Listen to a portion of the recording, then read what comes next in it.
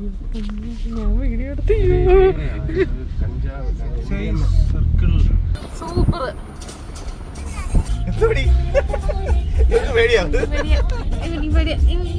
ഞാൻ വീഡിയോ നോക്കിക്കൊണ്ടിരിക്കുമ്പോ താഴോട്ട് നോക്കും കുഴിയാതോ. നീ അടുത്ത ഹെയർ ബെൽ ആണോ?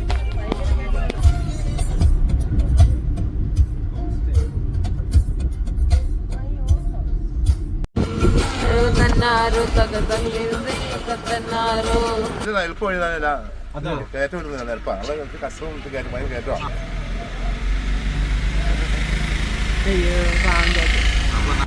ശ്യാമാണ് ഉണ്ടായിരിക്കണം. ശ്യാം ഇപ്പൊ അങ്ങ് തന്നെ ചെരുപ്പ് അപ്പൂന്റെ ചെരുപ്പിട്ടുണ്ടെന്ന് ആലോചിക്കണ.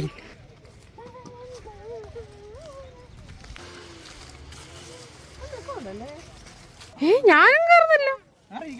വേണ്ട വേണ്ട.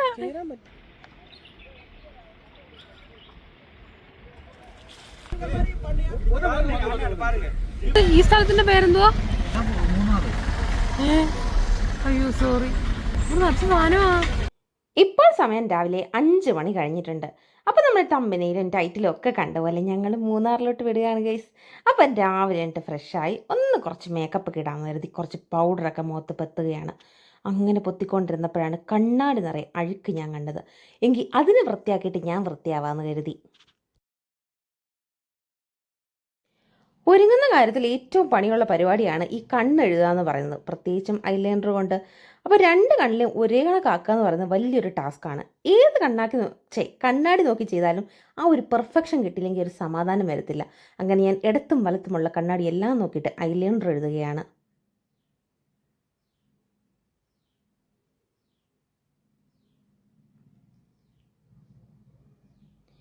അങ്ങനെ ഏകദേശം റെഡിയായെന്നൊക്കെ തോന്നി 2 എക്സ്പ്രഷനൊക്കെ ഇടുന്നുണ്ട്.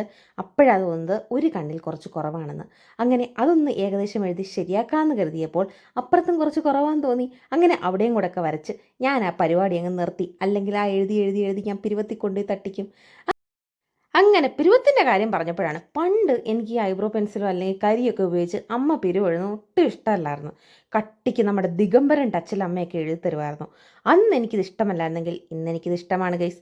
2 സൈഡിലും ഒന്ന് കറുപ്പിച്ച് കൊടുത്തില്ലെങ്കിൽ ഒരു സമാധാനം വരത്തില്ല. ഇപ്പോൾ ഭയങ്കര പ്രൊഫഷണലിൻ്റെ കണക്ക് ഐടെക്സിൻ്റെ തന്നെ ഐബ്രോ പെൻസിൽ കൊണ്ട് ഇങ്ങനെ വരച്ചു കൊടുക്കുകയാണ് കേട്ടോ. ഇതിൻ്റെ കുറേ നാളായിട്ടുള്ള ഇതുവരെ തീർന്നിട്ടില്ല. അങ്ങനെ അതും കഴിഞ്ഞിട്ടുണ്ട്. 2 സ്റ്റെപ്പൊക്കെ ഇട്ടിട്ട് നമുക്ക് അടുത്ത പരിപാടിയിലേക്ക് പോകാം. ഇനി എൻ്റെ പ്രധാന പരിപാടി ലിപ്സ്റ്റിക് ഇടുക എന്നുള്ളതാണ്. പക്ഷെ ഓൾറെഡി തലേന്ന് ഞാൻ ബാഗെല്ലാം പാക്ക് ചെയ്തുകൊണ്ട് ഏതോ ഒരു ബാഗിൽ ലിപ്സ്റ്റിക് കൊണ്ടുപോയി വെച്ച്. ബാഗ് കണ്ടോ?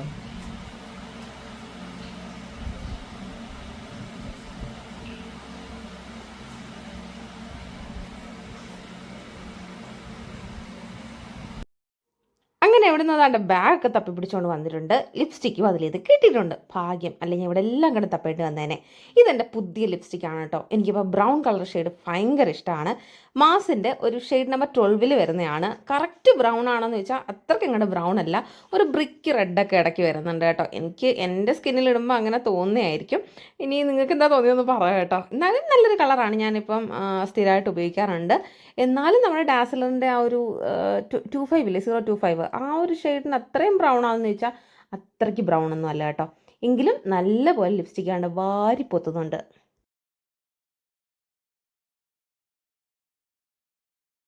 കുഞ്ഞ് സ്റ്റഡ് കമ്മലുകളുടെ ഒരു ഹെവി ഫാനാണ് ഞാൻ. സാധാരണ ഏട്ടനോട് ഇങ്ങനത്തെ കമ്മലിട്ടുകൊണ്ട് ഇറങ്ങുമ്പോൾ ഏട്ടനാണെങ്കിൽ ചോദിക്കും കമ്മലിട്ടില്ലേന്ന് ചോദിക്കും. പക്ഷെ അടുത്ത് വന്ന് നോക്കുമ്പോൾ കാതിൽ കമ്മൽ കാണും. അതാണ് എൻ്റെ കമ്മലിൻ്റെ പ്രത്യേകത. പിന്നെ റൈറ്റക്സിൻ്റെ കുഞ്ഞു പൊട്ടും എൻ്റെ സ്ഥിരം മാല, എൻ്റെ താലിമാലയാണ്. ആ ഒരു ചെയിനിലാണ് ഞാൻ താലി ഇട്ടിരിക്കുന്നത്. അപ്പം ആ ഒരു മാലയിട്ട് റെഡി ആയിട്ടുണ്ട്. ഇനി മുടിയുടെ പരിപാടിയാണ്. മുടി എത്ര ഇട്ട് അഴിച്ച് പണിഞ്ഞാലും ഞാൻ സ്ഥിരമായിട്ട് കെട്ടുന്ന രീതിയുണ്ട്. ആ രീതി അവസാനം കാണിച്ചു തരാം കേട്ടോ.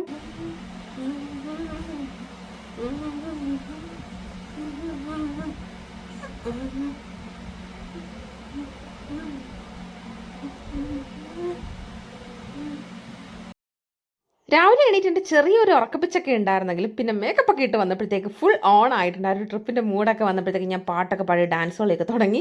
പിന്നെ ഏട്ടൻ റെഡിയായി. ഏട്ടനെ റെഡിയാകാൻ വലിയ പരിപാടിയൊന്നുമില്ല. ഡ്രസ്സ് അയൺ ചെയ്യുക, അത് ഇടുക, പിന്നെ താടി മുടിയൊക്കെ ഒന്ന് സെറ്റാണെന്ന് നോക്കുക. സെറ്റാണെങ്കിലും അല്ലെങ്കിലും അതുകൊണ്ട് ഇറങ്ങുക. അതാണ് ഏട്ടൻ്റെ സ്ഥിരം പരിപാടി. അല്ലാതെ ഏട്ടൻ പ്രത്യേകിച്ച് പരിപാടിയൊന്നും ഇല്ല കേട്ടോ.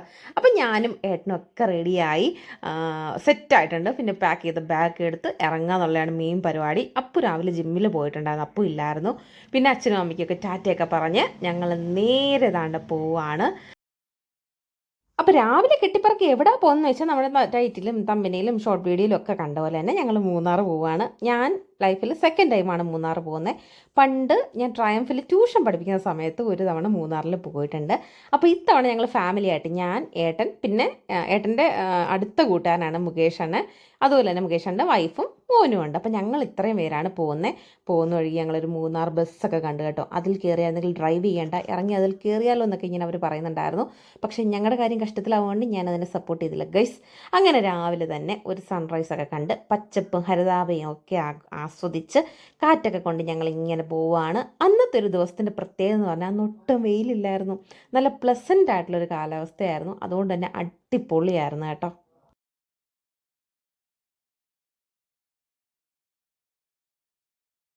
സമാധാനപരമായി വണ്ടിയിൽ ഇങ്ങനെ പൊയ്ക്കൊണ്ടിരുന്നപ്പോഴാണ് പെട്ടെന്ന് ഞങ്ങൾക്ക് എല്ലാവർക്കും ഒരുമിച്ച് വിശപ്പിൻ്റെ വിളി വന്ന്. പിന്നെ ഒന്നും നോക്കില്ല, തൊട്ടടുത്ത് കണ്ട കടയിൽ ഞങ്ങളങ്ങ് നിർത്തി കേട്ടോ. ട്രിപ്പ് പോകുമ്പോൾ രാവിലെ ഇതാണ് അടിപൊളി റെസ്റ്റോറൻറ്റിൽ കയറി വെജ് ഫുഡ് കഴിക്കുമ്പോൾ കിട്ടുന്നൊരു സുഖമുണ്ട്, അത് പൊളിയാണ്. അപ്പോൾ ഏട്ടനകത്ത് കയറി സീറ്റൊക്കെ ഉണ്ടോ എന്ന് കൺഫേം ആക്കി. പിന്നെ ഞങ്ങളും കയറി ഒരു ടേബിളൊക്കെ ഒപ്പിച്ച് ഇരുന്നു. അങ്ങനെ ഫുഡ് ഓർഡർ ചെയ്ത് നമ്മളെല്ലാവരും മസാല ദോശയാണ് പറഞ്ഞിട്ടുണ്ടായിരുന്നു. കിടിലം മസാല ദോശയായിരുന്നു കേട്ടോ. കുറേ നാൾക്ക് ശേഷമാണ് നല്ല ക്രിസ്പി ആയിട്ടുള്ള മസാല ദോശയൊക്കെ കഴിക്കുന്നത്. സാധാരണ ഞങ്ങൾ നേരത്തെ വീഗാലാൻഡിൽ പോയ സമയത്ത് വണ്ടർലേ നമ്മൾ പോയിട്ടുണ്ടായിരുന്നല്ലോ, അന്നും ഞങ്ങളെല്ലാവരും ഒരുമിച്ചായിരുന്നു. അന്നും ഞാൻ മസാല ദോശയായിരുന്നു വാങ്ങിയിട്ടുണ്ടായിരുന്നത്. പക്ഷെ അത്ര നല്ലതൊന്നും അല്ലായിരുന്നു കേട്ടോ. ഇപ്പം നമ്മുടെ നാട്ടിലൊക്കെ ആണെങ്കിൽ നമുക്ക് അടുത്തുള്ള ഏത് കടയിലാണ് നല്ലതെന്നൊക്കെ അറിയാമല്ലോ. പക്ഷെ നമ്മൾ പോകുന്ന വഴിക്ക് ഏതെങ്കിലും ഒരു കടയിൽ കയറിയാൽ കിട്ടുന്നത് കഴിച്ചോളണം എന്നാണ് എനിക്ക് തോന്നിയിട്ടുള്ളൊരു ഫീലിംഗ് എന്ന് പറയുന്നത്. എന്തായാലും നല്ലൊരു കിടില മസാല ദോശയായിരുന്നു. കോഫിയൊക്കെ അടിപൊളി ടേസ്റ്റ് ആയിരുന്നു കേട്ടോ. എനിക്കിവിടെ പറയാനുള്ളൊരു പോസിറ്റീവ് കാര്യമെന്ന് പറയുന്നത് നല്ല ടേസ്റ്റും നല്ല ക്വാളിറ്റിയുള്ള ഫുഡാണ്, പക്ഷേ ക്വാണ്ടിറ്റി വളരെ കുറവാണ്. സാധാരണ ഒരു മസാല ദോശയൊക്കെ കഴിക്കുമ്പം എനിക്ക് ഒരെണ്ണം ഫുള്ള് കഴിക്കാൻ പറ്റത്തില്ല. ഞാൻ ഏട്ടൻ എന്തായാലും എൻ്റെ ഒരു പോർഷൻ കൊടുക്കാറുണ്ട്. പക്ഷേ ഈ വട്ടം എനിക്ക് ഒരെണ്ണോടെ വാങ്ങി കഴിക്കണമെന്ന് തോന്നി. കാരണം ഭയങ്കര നൈസായിട്ട് പരത്തി ചുട്ടണക്കൊരു ദോശയും അത് എനിക്ക് കോഫിയുടെ ഒക്കെ ക്വാണ്ടിറ്റി വളരെ കുറവായിരുന്നു കേട്ടോ. പിന്നെ നമ്മുടെ ബില്ലും കാര്യങ്ങളൊക്കെ വന്നപ്പോൾ പ്രൈസ് ഇങ്ങനെ ആയിരുന്നു. അപ്പോൾ ആ പ്രൈസിന് അത് ഓക്കെ ആയിരുന്നു എന്ന് എനിക്ക് തോന്നി. അങ്ങനെ ഞങ്ങൾ അവിടുന്ന് കഴിച്ചിട്ട് ഇറങ്ങി. ടേസ്റ്റ് വൈസ് സൂപ്പറായിരുന്നു കേട്ടോ.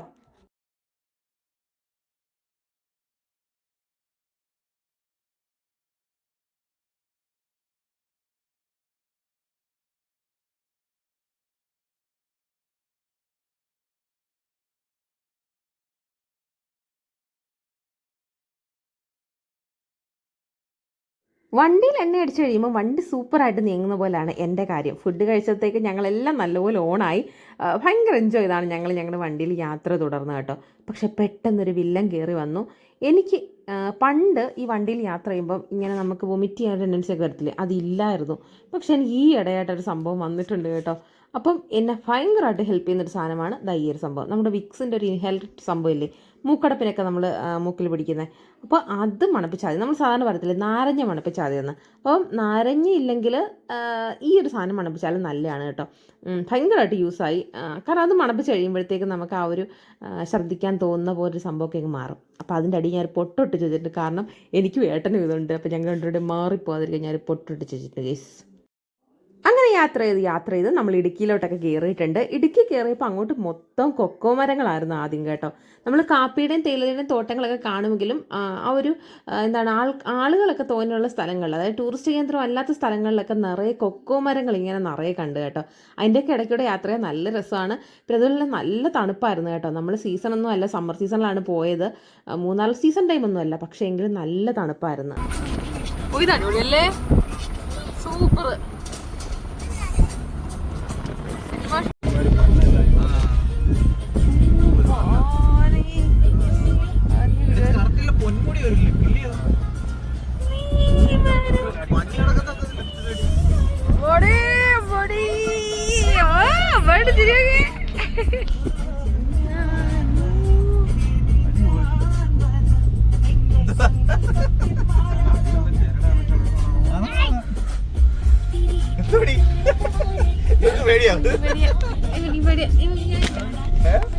അല്ല അവർക്ക് അങ്ങനെയുള്ള ഇടക്കിടക്ക് ഞാൻ വീഡിയോ നോക്കിക്കൊണ്ടിരിക്കുമ്പോ താഴോട്ട് നോക്കും കുഴി. അതോ അടുത്ത ഹെയർ പിൻ വേണം.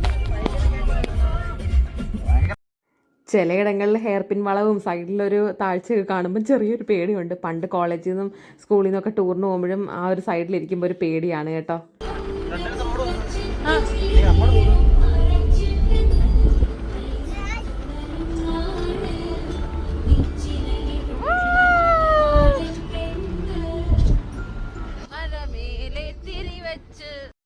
ഈ പാട്ടിട്ടതിന് വീഡിയോ ഇടുമ്പോഴേ എനിക്ക് കോപ്പിറൈറ്റ് കിട്ടും, എങ്കിലും എനിക്കത് ഇടാതിരിക്കാൻ വയ്യ ഗൈസ്. ഇടുക്കിയിൽ വന്നിട്ട് ആ പാട്ടൊക്കെ കേട്ടുകൊണ്ട് വണ്ടിയിൽ ഇങ്ങനെ പോകുമ്പോൾ പൊളിയാണ് കേട്ടോ. അങ്ങനെ നമ്മൾ യാത്ര ചെയ്ത് ഈ ഒരു ഭാഗത്തെത്തിയിട്ടുണ്ട്. അപ്പം ഞാൻ കുന്നും ആൾക്കാരൊക്കെ ഇറങ്ങി നിൽക്കുന്നുണ്ട്. നമുക്ക് അവിടെ ഇറങ്ങിയത് ഫോട്ടോ ഒക്കെ എടുക്കാമെന്ന് പറഞ്ഞു. കറക്റ്റ് മൂന്നാറാണോ മൂന്നാറിൻ്റെ അടുത്താണോ ഒന്നും എനിക്കറിയത്തില്ല. മൂന്നാറല്ല കേട്ടോ, മൂന്നാറിൻ്റെ അടുത്തുമാണ്. അപ്പോൾ നമ്മൾ അവിടെ ഇറങ്ങി കുറച്ച് നേരം നിന്നു. നല്ല തണുപ്പായിരുന്നു കേട്ടോ. നമ്മളിപ്പം ഉച്ചയൊക്കെ ആവാറായപ്പോഴത്തേക്കാണ് എത്തിയത്, എങ്കിലും നല്ല തണുപ്പുണ്ടായിരുന്നു, വെയിലൊന്നും ഇല്ലായിരുന്നു. പിന്നെ നമ്മൾ ഒരുപാട് നേരമൊന്നും അവിടെ സ്പെൻഡ് ചെയ്തില്ല. അവിടെ ചെറിയ കടയും കാര്യങ്ങളൊക്കെ ഉണ്ട്, ആൾക്കാർ കോഫിയും ചായയൊക്കെ കുടിക്കുന്നുണ്ടായിരുന്നു. പക്ഷെ നമ്മൾ ഓൾറെഡി ഫുഡ് കഴിച്ചിട്ട് കയറിയോണ്ട് നമ്മൾ തൽക്കാലം അവിടുന്ന് കഴിക്കത്തില്ലെന്നൊക്കെ പറഞ്ഞ് നമ്മൾ അവിടുന്ന് വണ്ടി കയറി കേട്ടോ.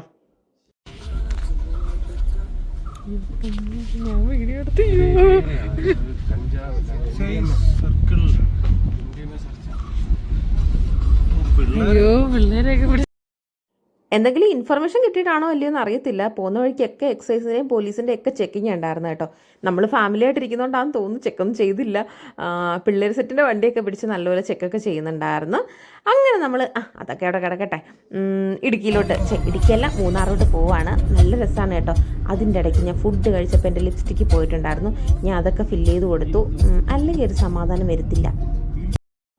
കൊല്ലത്ത് ഈ ഒരു സമ്മർ സീസണിലെ ചൂട് എന്താണെന്ന് ഞാൻ പറയാതെ തന്നെ നിങ്ങൾക്ക് അറിയാമല്ലോ. ആ ഒരു ക്ലൈമറ്റ് ചെയ്ത് മൂന്നാറിലോട്ട് അങ്ങോട്ട് വന്നപ്പം ദൈവമേ സ്വർഗ്ഗമായിരുന്നു, സ്വർഗ്ഗം കേട്ടോ. കാഴ്ചകളും കണ്ട ആ തണുപ്പത്ത് ഇങ്ങനെ വണ്ടി യാത്ര ചെയ്യാൻ തന്നെ ഒരു പ്രത്യേക ഫീലാണ്.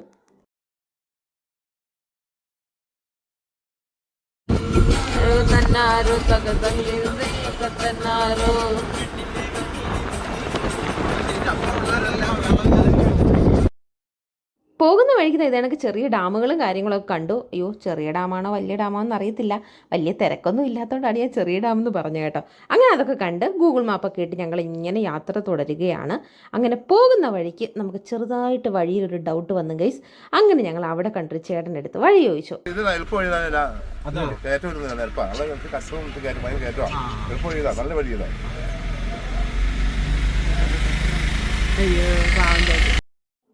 ഇടുക്കിക്കാരൊക്കെ ഇങ്ങനെയാണോ ഭയങ്കര ജെനുവിനായിട്ട് ചിരിച്ച് നമുക്ക് കറക്റ്റായിട്ട് കാര്യങ്ങളൊക്കെ പറഞ്ഞു തരുന്ന കണ്ടപ്പോഴേ ഒരു സന്തോഷം തോന്നി.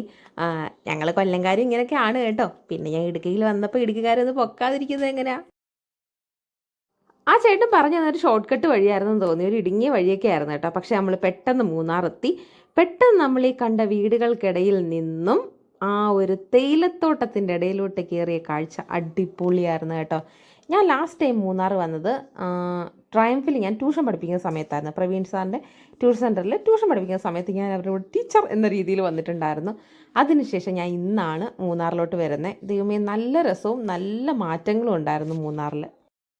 അപ്പോഴേ ഞങ്ങൾ കരുതി എന്നാൽ ഇറങ്ങി കുറച്ച് ഫോട്ടോസും വീഡിയോസും ഒക്കെ എടുക്കാമെന്ന്. അങ്ങനെ കുറേ ആൾക്കാരൊക്കെ ഇറങ്ങി നിൽക്കുന്നൊരു സ്ഥലം കണ്ടപ്പോൾ ഇറങ്ങാൻ പറ്റുന്ന സ്ഥലമാണെന്ന് തോന്നിയപ്പോൾ ഞങ്ങൾ അവിടെ ഇറങ്ങി കേട്ടോ.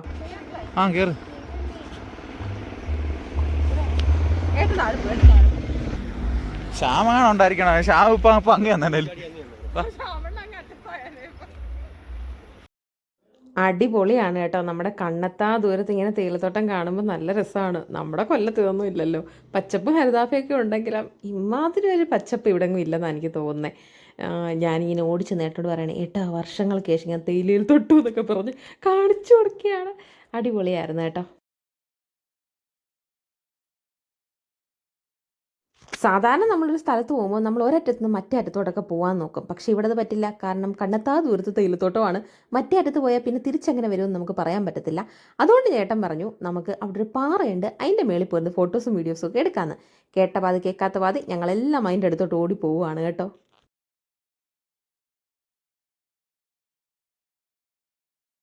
രാവിലെ മൂന്നാർ പോകാൻ റെഡി ആയപ്പം ഈ ടീഷർട്ട് എടുത്തിട്ടപ്പോൾ എനിക്ക് ഭയങ്കര കുറ്റബോധമായിരുന്നു. ഈ ചൂട് ഞാൻ എങ്ങനെ സഹിക്കുന്നു. കാരണം ഒരു വൂൾ കൈൻഡ് ഓഫ് ക്ലോത്ത് ആയിരുന്നു ഇതിൻ്റെ. പക്ഷെ മൂന്നാർ വന്ന തണുപ്പത്തോട്ട് ഇറങ്ങിയപ്പോഴത്തേക്ക് ഇത് പെർഫെക്റ്റ് ആയിരുന്നു കേട്ടോ.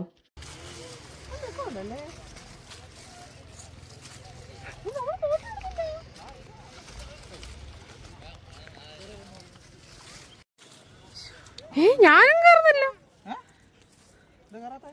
എനിക്ക് വയ്യ.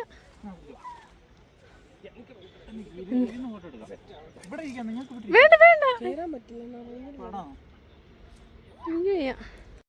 പാറയുടെ മുകളിൽ കയറാമെന്നും പറഞ്ഞ് ചാടിത്തുള്ളി പോയെങ്കിലും അതിൻ്റെ അടുത്തെത്തിയപ്പോൾ ഞാൻ വാക്ക് മാറ്റി ഗൈസ്, ഞാൻ കയറിയില്ല. കാരണം എനിക്ക് ഭയങ്കരമായിട്ട് പേടിയായി. കാരണം മേളിൽ കയറിയിട്ട് തന്നെ എങ്ങാനും വീഴുകയാണെങ്കിൽ അവരുടെ കണക്ക് എനിക്ക് ബാലൻസ് ഒന്നും ഇല്ലല്ലോ, വീണാൽ ആ ഒരു ദിവസം ഫുൾ കുളമാവുന്നൊരു ബോധം ഉള്ളതുകൊണ്ട് ഞാൻ കയറിയില്ല. അങ്ങനെ അടുത്ത ഡെസ്റ്റിനേഷനിലേക്ക് ഞങ്ങൾ ചാടിത്തുള്ളി പോവുകയാണ്.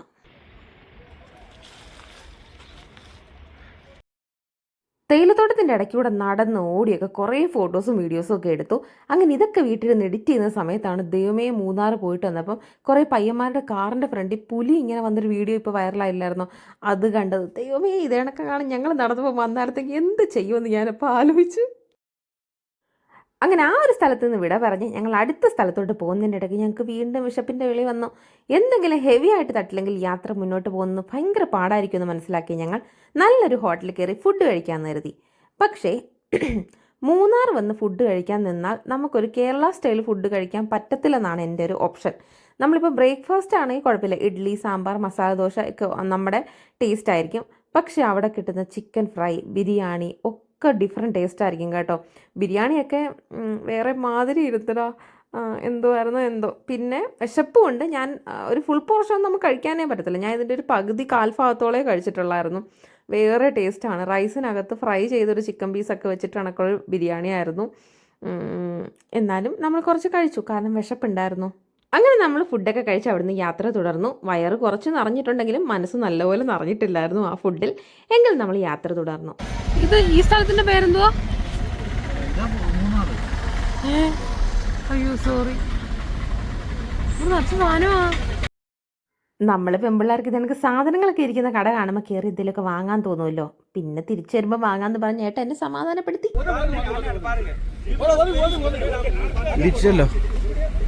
ഹെയർ പിൻ വളവുകളും അതുപോലെ തന്നെ ഒരുപാട് വാഹനങ്ങൾ തിങ്ങി നിറഞ്ഞ റോഡാണ് മൂന്നാറിലേക്കുള്ളത്.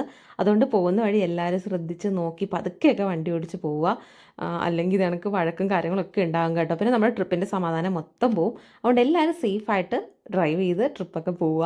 അപ്പം നമ്മളിവിടെ നേരെ എങ്ങോട്ടാണ് പോയത്, ഈ കാഴ്ചകളൊക്കെ എവിടെയാണെന്നൊക്കെ അടുത്ത വീഡിയോയിൽ പറയാം. അപ്പം പുതിയൊരു വീഡിയോ ആയിട്ട് വീണ്ടും കാണുന്നവർ tata bye bye, see you. അതുപോലെ നമ്മുടെ ചാനൽ സബ്സ്ക്രൈബ് ചെയ്യണം. ഇൻസ്റ്റാഗ്രാം ഐഡിയുടെ ലിങ്ക് താഴെ ഡിസ്ക്രിപ്ഷൻ ബോക്സിൽ കൊടുത്തിട്ടുണ്ട്, ഒന്ന് ഫോളോ ചെയ്തേക്കാൻ മറക്കല്ലേ. ടാറ്റാ.